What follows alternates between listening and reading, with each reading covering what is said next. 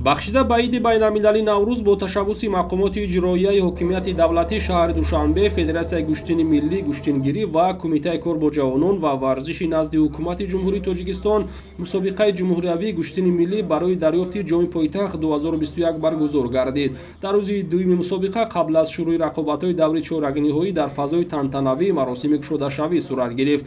дар маросими ифтитоҳи мусобиқа муовини якуми раиси шаҳри Душанбе Қурбонзода Амирхон Файзулло, раиси кумитаи кор бо ҷавонон ва варзиши мамлакат Раҳмонзода Абдулло, раиси федератсияи гӯштини миллӣ гӯштингирӣ Ашуров Лоиқ Бегиҷонович ва дигар меҳмонон иштирок ва суханронӣ намуданд. қайд гардид ки гӯштини миллии тоҷикӣ яке аз варзишҳои маъмул дар миёни мардуми тоҷик ба ҳисоб меравад ки таърихи онро ба пайдоиши миллати тоҷик равд медиҳанд.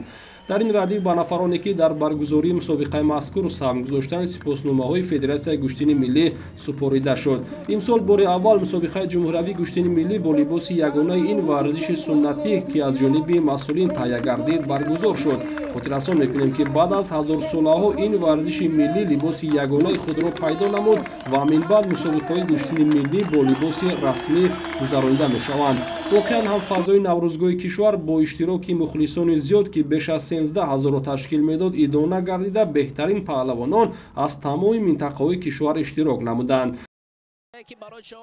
ҳамин тариқ дар вазни 65 килограмм ба охири финалӣ Абубакр Боқӣ ва Алиҷон Сафаралиевро хат гирифтанд. дар ин қуввозмоӣ Абубакр Боқӣ бо ду паҳлӯ пирӯзӣ ба даст оварда барандаи шоҳҷоизаи якум гардид.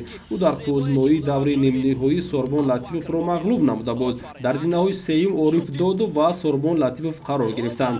дар маросими ҷоизасупорӣ ба нафароне ки зинаҳои ифтихориро соҳиб шуданд аз ҷониби дастандарткорон дар баробари медалу ифтихорномаҳо ҷоизаҳои пулӣ тақдим гардид.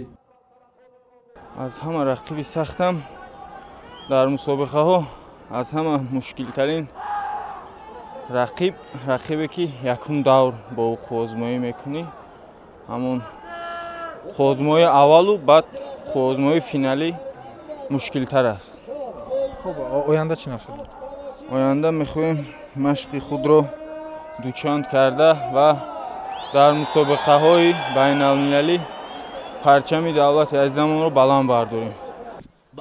дар охири даври ниҳои вазни 75 килограмм Мирзо Ҷамил Рамазонов ва Амонулло Азимов ба рӯи гилеми гӯштингирӣ баромаданд. дар рақобати мазкур Мирзо Ҷамил дар дақиқаҳои охири рақобат як партофти хуб анҷом дода ғалабаи худро дар мусобиқаи имсолаи гӯштини миллии ҷумҳуриявӣ таъмин сохт. дар зинаҳои сеюми ин вазн Камолов Саиднабӣ ва Саидчор Раҳматуллоев қарор гирифтанд.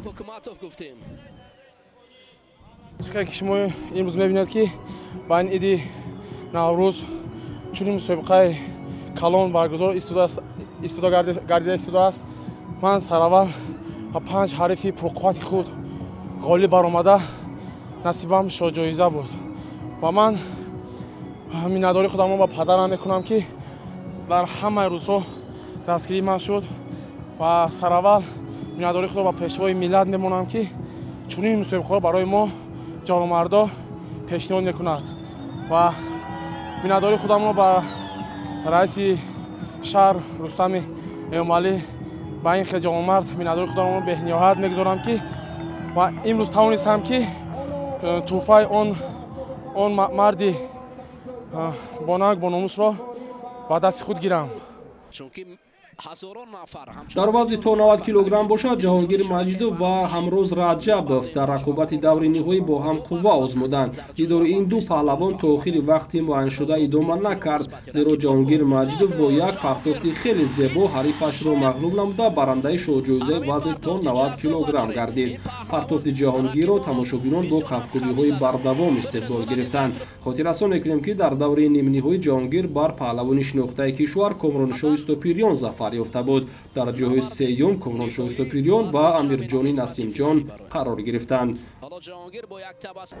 аз рӯзи қуръакашӣ ба ман ин гурӯҳи ки ғалтид ҳамаш ҳарифони хеле сангин буданд, ҳарифони ҷоизадори мусобиқотҳои байналмилалӣ буданд ва ман ҳамашро тавонистам ки бо баъзеро бо бартарии огоҳӣ, баъзеро бо ҳалол тавонистам ки мағлуб кунам ва қаҳрамони ин вазн шавам. ҳамин тавр дар вазни ба изофаи 90 килограмм ҳам майдондорони тоҷик ки таҷрибаи мусобиқаҳои дохилӣ ва байналмилалиро доранд рақобатҳои пуршиддат нишон доданд. Дар финали ин вазн паҳлавони шинохтаи мамлакат Темур Раҳимов ва Муҳаммадбек Фарҳодов майдондорӣ намуданд. Баъд аз анҷоми вақт Темур Раҳимов аз ҳисоби афзалияти зиёд доштан дастболо гардид. Мақомҳои сеюмро Шоҳрух Амирхонов ва Абубакри Акобир ба даст оварданд. имрӯз хушбахтона ман дар вазни ҷамъи 90 килограмм иштирок кардам ва соҳиби ҷои аввал гаштам. ин варзиш аст.